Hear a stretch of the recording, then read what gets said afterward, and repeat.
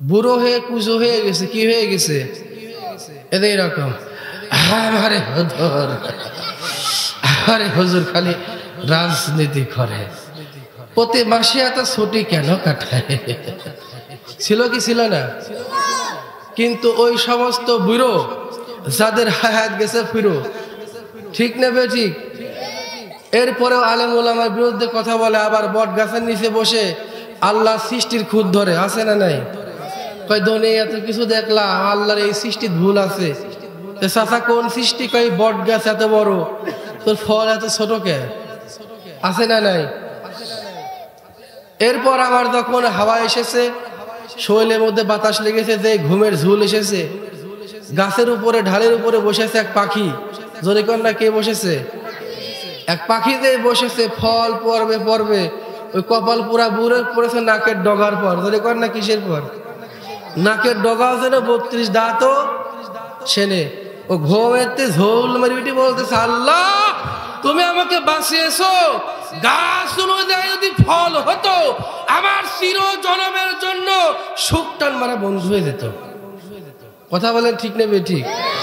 সম্মানিত হাজিরিন, আমরা বসেছি আল্লাহর কোরআনের মাহফিলে।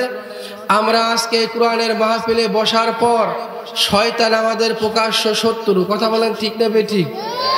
সেই শয়তানকে দূর করতে চান কারা কারা? একবার হাত তুলে দেখেন আল্লাহকে তারা তারা। হাত কেউ নামাবেন না। আপনারা এই কোরআন শুধু মসজিদের গিলাফে, ঘরের কোনায় কোনায় কাফনের কাপড় দিয়ে শুধু মুড়ায় রাখবেন না, সবচাইতে পবিত্র জায়গা যেটার নাম সংসদ ভবন, যেখানে এই আল্লাহর কোরআন গেলে 3 বছরের তানিয়া ধর্ষিত বন্ধ হবে, 70 বছরের রোকেয়া ধর্ষিত হওয়া বন্ধ হবে, সুদ বন্ধ হবে, ঘুষ বন্ধ হবে। সেই স্থানে নিতে চান কারা কারা? আমার সাথে একবার যারা বিয়ে করেছো তারা হাত নামান, যারা বিয়ে করেছেন, যারা বিয়ে করেছেন। আর যারা বিয়ে করেন নাই তারা হাত তুলেন তো। এই যুবক ভাইরা বসেন, মাহফিলের মঞ্চে বসেন। আমার সময় মাত্র অল্প কিছু সময়, একেবারে কম সময়। যারা বিয়ে করেন নাই, পাশের গ্রামে কিন্তু মেয়ের বাবারা এসেছে, আজকে হাত দেখবে কার ভোল্টেজ আসতে না জোরে। যারা বিয়ে করেন না একবার বলছি লিল্লাহে তাকবীর। ওরে সর্বনাশ, এই ভোল্টেজ! এই জন্যই তো যুবক হারবালের পোস্টার দেখলে এতিমের মতো তাকা থাকে। নাম রেখেছে হিরো, জোরে কর নাকি? গাঁজা খাইতে খাইতে হয়ে গেছে জিরো। দিন দিন পাশা হচ্ছে তালের আটির মতো, মাজা হচ্ছে সুপারি গাছের মতো। কথা বল ঠিক কিনা? এরপরেও এই সমস্ত যুবককে দেখা গেছে বাতিলদের পিছে পিছে এখন এসে বলতেছে, হুজুর এতদিন যা চলেছি ঘুরেছি, এখন বুঝতে পেরেছি ওই দলে মদ গাঁজা বিড়ি সিগারেট আর অন্যের মাথায় হাড়ি ভাঙা ছাড়া কিছু নাই। কথা কন ঠিক কিনা? এবার আমরা যারা বিবাহ করেছি, যারা বিবাহ করি নাই, একবার সবাই সমস্বরে আল্লাহর নামে তাকবীর দিয়ে বলছি লিল্লাহে তাকবীর, লিল্লাহে তাকবীর। আল কোরআনের আলো, আল হাদিসের আলো, তোমার নেতা আমার নেতা, লিল্লাহে তাকবীর।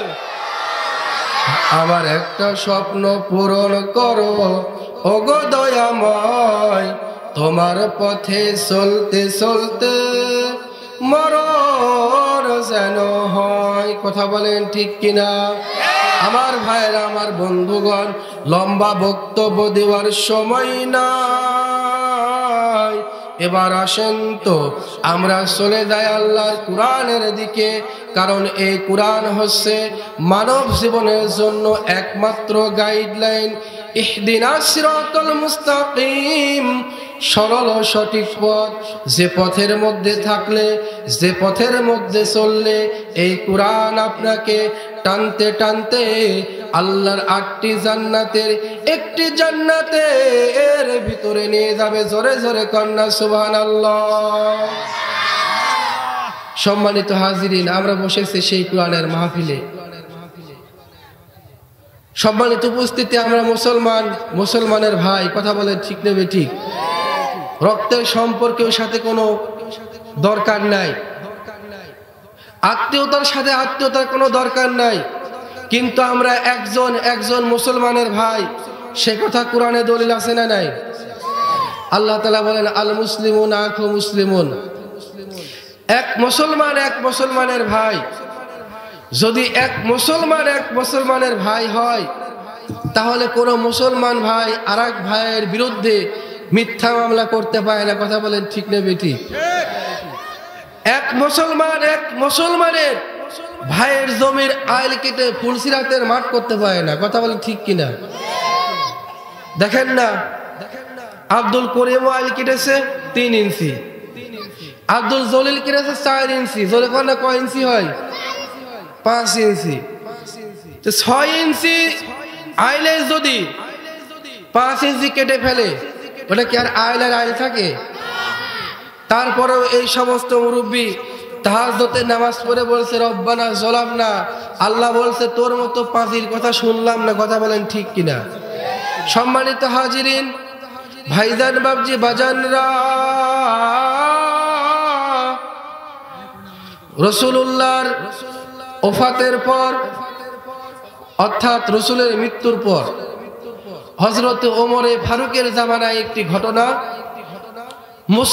মুসলমানের ভাই কিরকম ছিল আমি একটু বোঝানোর জন্য বলছি। ওই জামানায় একজন সাহাবী বেঁচে ছিলেন, বয়োজ্যেষ্ঠ সাহাবী। ওই সাহাবীর নাম হচ্ছে আবু যর গিফারি। জোরে কন নাকি? আবু যর গিফারি। আবু যর গিফারি আশারে মুবাশশিরা 10 জন সাহাবীর মধ্যে একজন ছিলেন। এই সাহাবী রাসূলের খাদেমে রাসূলও বলা হয়েছে। এই সাহাবী ছিলেন রাসূলের খাদেম, রাসূলের সঙ্গে সঙ্গে থাকতেন। এই সাহাবী ছিলেন নরম সরম, মিষ্ট হাসিমুখী। নবী আমার বলেছেন, যদি একজন মুসলমান ভাইয়ের সাথে হাসি মুখে কথা বলে সালাম দেয়, তাহলে ওর আমল নামায় একটা সদকা করার সমান সওয়াব হয়, বলি সুবহানাল্লাহ।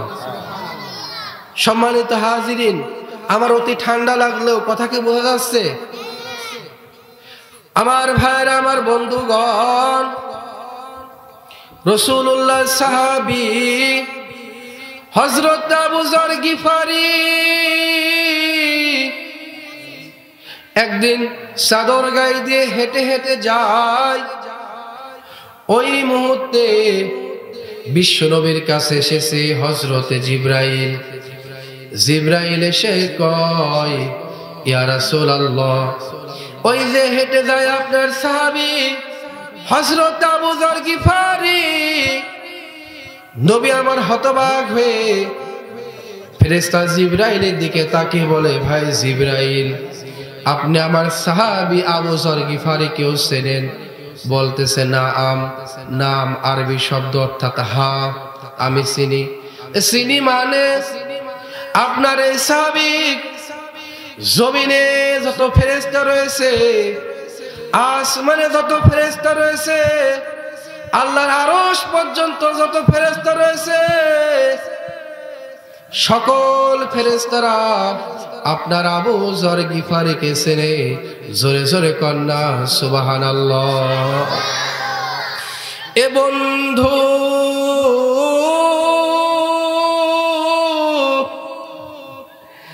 নবী আমার জিজ্ঞাসা করলেন, ভাই জিবরাইল, কি কারণে আমার Abu যরকে lakh lakh crore crore million billion billion ফেরেশতারা চেনে? জিবরাইল উত্তরে বলেন, ইয়া রাসূলুল্লাহ, হযরতে আবু যর গিফারির মধ্যে 3টি গুণ রয়েছে। এই 3টি গুণের কারণে আমার আল্লাহ তার উপরে খুশি হয়ে ফেরেশতাদেরকে তাকে চিনিয়ে দিয়েছে।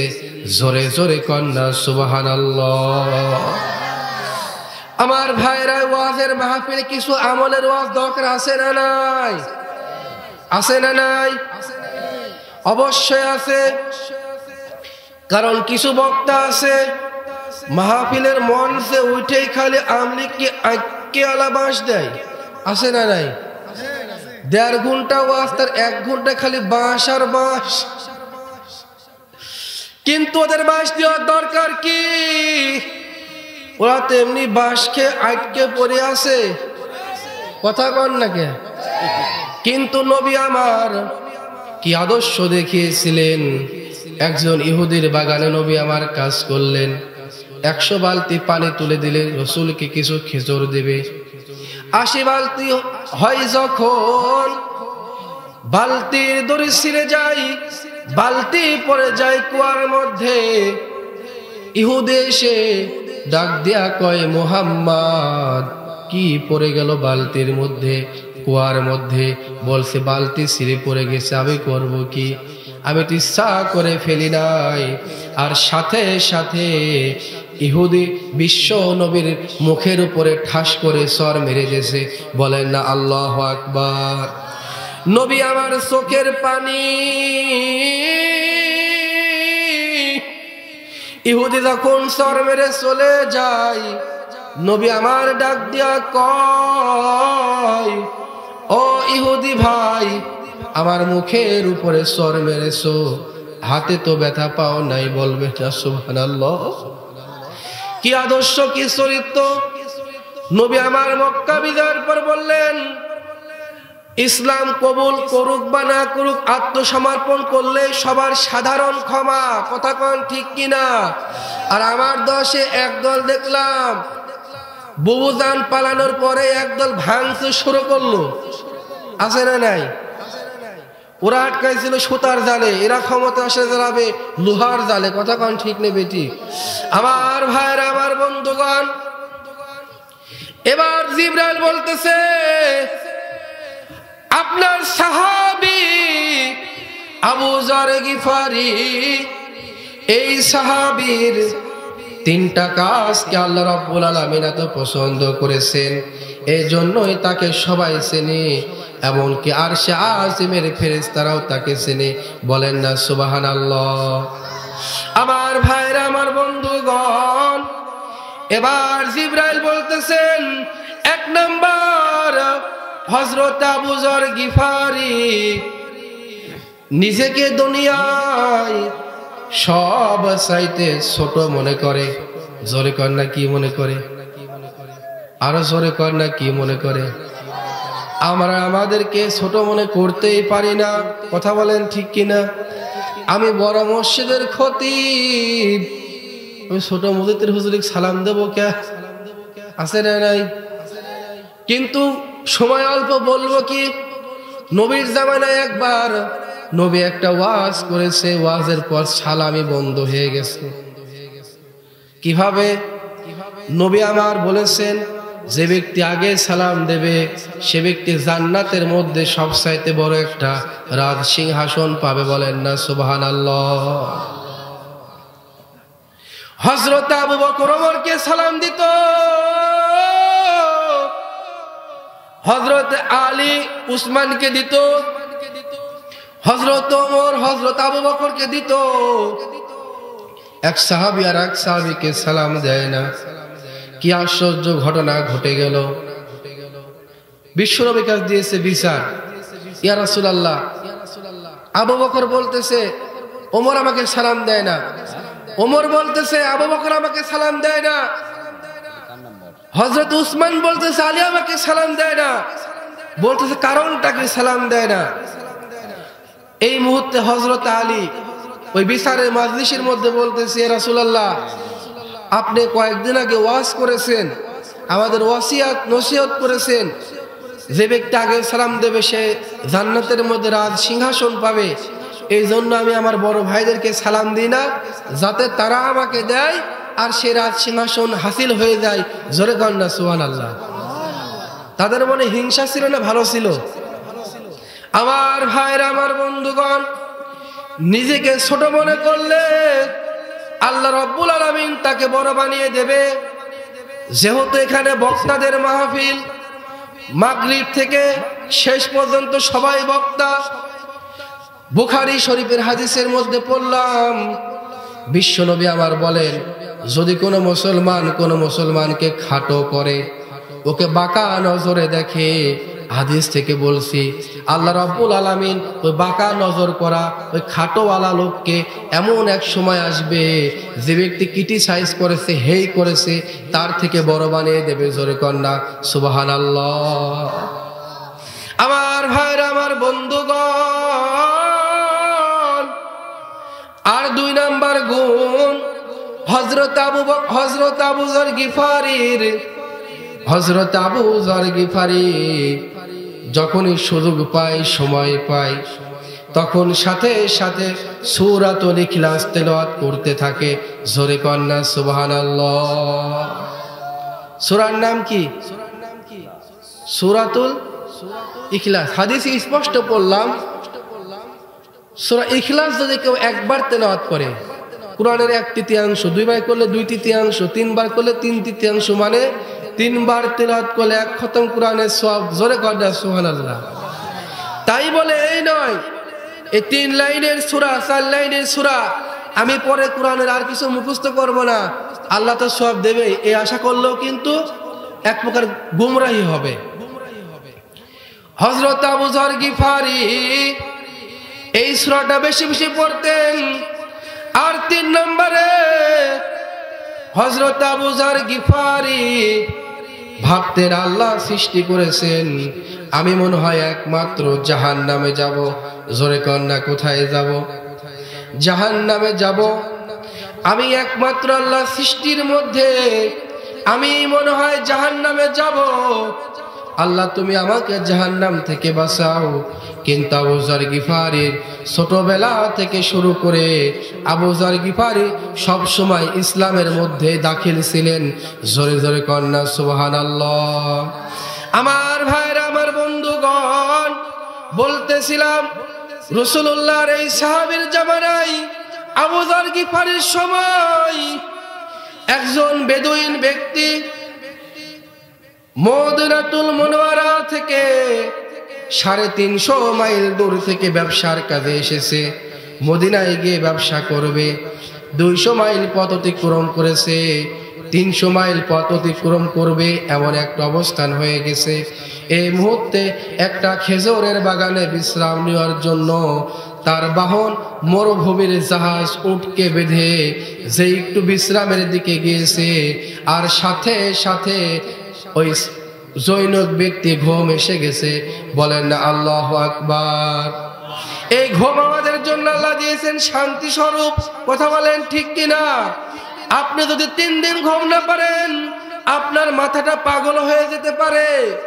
এবার ঘুম থেকে উঠে দেখে ওই ব্যক্তির উট যে বাঁধা ছিল খেজুর গাছের সাথে, ওই উটটি আর নাই। খিটখিটি মেজাজ ঘুম থেকে উঠে যে দেখে একটা সারা খেজুর গাছের মধ্যে তার উটটি মরে পড়ে আছে। জোরে কন্যা আল্লাহু আকবার। আমার ভাইরা, আমার বন্ধুগণ, কিন্তু উটটি ছিল জীবিত। মারলোকে ওই যে একজন মুরব্বী, যার সারা দেওয়া খেজুর বাগানটা নষ্ট করে ফেলেছে উটটি চলাফেরা করে। এই কারণে ওই ব্যক্তি উটের উপরে পাথর আঘাত করেছে। লাঠি দিয়ে আঘাত করার পর উটটি যখন মারা যায়, ওই ব্যক্তিরও মেজাজটা খিটখিটে, কারণ 350 মাইল দূরে আবার ফিরতে হবে উট নিয়ে। উট মারলে কেন মুরব্বী? এই কথা বলে কান সারার পর এক ঠাস করে মেরেছে সর। জোরে কন্যা কি মেরেছে? আরো জোরে কন্যা কি মেরেছে? সর যখন মেরেছে, মুরব্বী পড়বে ঠাস করে পাথরের পর পড়েছে। মুরব্বী যখন মারা যায়, মুরব্বীর বাড়িতে ছিল 2টা নওজোয়ান ছেলে। চিন্তা করলো আব্বা যদি সকালে যায় বিকালে ফেরে, বিকালে যায় সকালে ফেরে, আব্বা কেন আসে না? জোরে কন্যা আল্লাহু আকবার।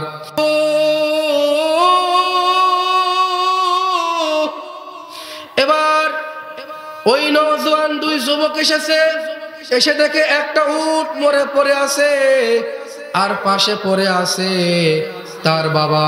জোরে জোরে কন্যা আল্লাহু আকবার। আর তোমার বাবা যাবার জলজ্যান্ত উট, মরুভূমির জাহাজ, জানি আমি চলি, সেটা মেরে ফেলেছে। খিটখিটি মেজাজ হয়েছে, চর মেরে গেছে, মরে গেছে। এবার এই ব্যক্তি বলতেছে উটের বিনিময়ে উট, কানের বিনিময়ে কান, চোখের বিনিময়ে চোখ, নাকের বিনিময়ে নাক, হত্যার বিনিময়ে হত্যা। এখন বিচার দেব আমি হযরত ওমরের দরবারে। জোরে কন্যা সুবহানাল্লাহ। জোরে কন্যা কার দরবারে? হযরত ওমরের দরবারে। এরপর ওমরের দরবারে যখন বিচার দেবে, এরপরে ওই ব্যক্তিকে ফাঁসির কাস্টে তুলবে। জোরে কন্যা কোথায়? ফাঁসির কাস্টে তুলবে।